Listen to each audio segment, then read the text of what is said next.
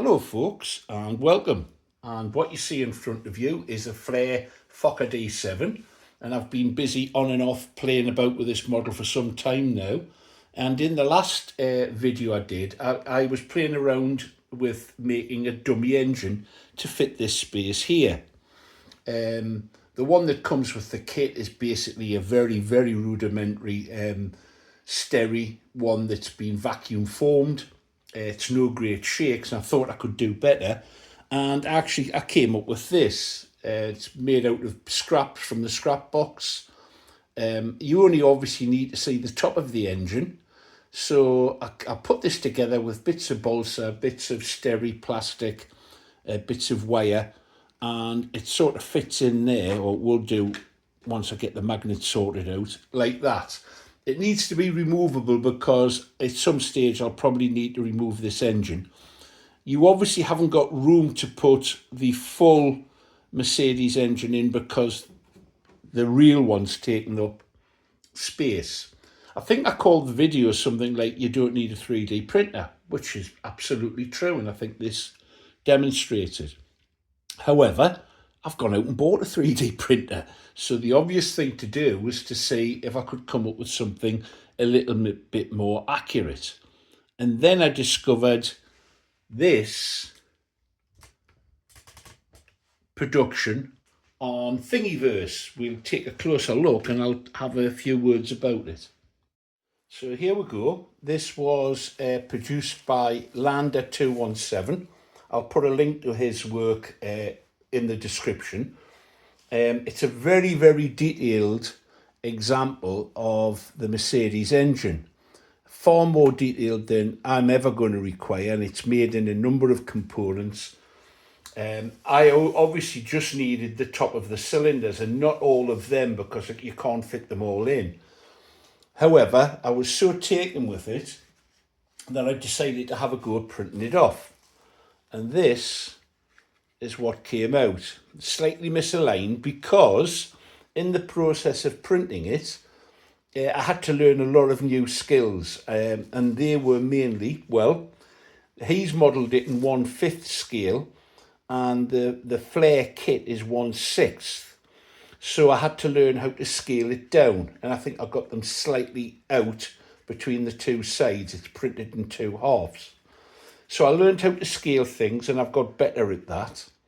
But obviously you can see there's a pencil line. I was going to hack this off, and I wasted a lot of time with the printing out material that's basically going to go in the scrap bin. But I thought it just looked nice as it was. It came out really well, with the exception of the springs for the valves.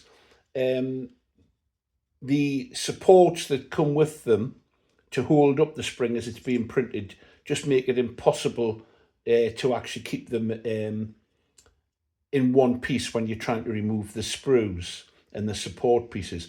But to criticise the model for that would be really churlish, because I'm going to remove them anyway and put some metal springs in there.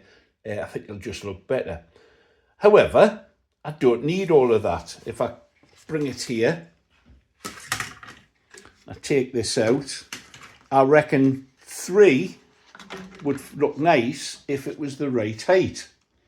However, you can see it isn't the right height, and I would have to hack it down.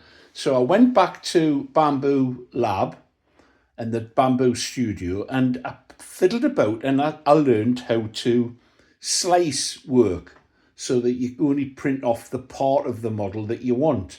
And I'll show you what it's come out like now. This then is what I've come up with. After going on a little bit of a learning exercise, I learned how to splice and remove that part of the model that I don't need, and obviously I've only kept the part that I do. And this, along with the other half, put them together, will make up 3 cylinders, which will fit onto the model in a similar way to the way this one did.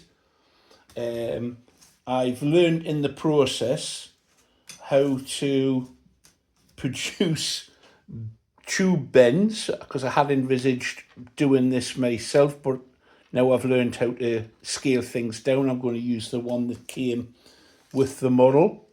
So that lines up there, and then I've got the exhaust itself comes out the side, one of the early exhaust designs. So there you go. I'm starting to make use of the 3D printer, and in the process of doing so, I'm learning new skills, and I hope adding little bits of flourish to the models. A little short update on what I've been doing, and as I said, you don't need a 3D printer. In fact, in lots of ways, that was very satisfying to do. But I like the idea now of putting the piece of kit to effective use.